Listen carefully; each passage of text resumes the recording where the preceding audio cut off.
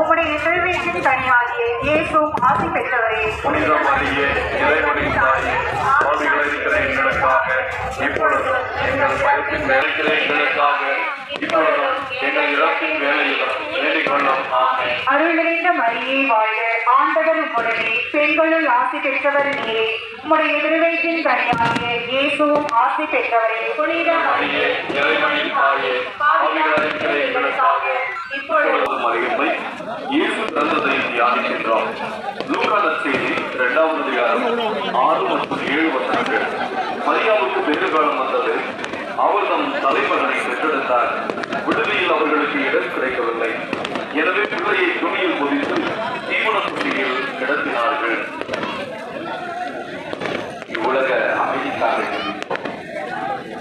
படைப்பு நிறைவா நீ படைத்து இந்த அழகிய உலகில்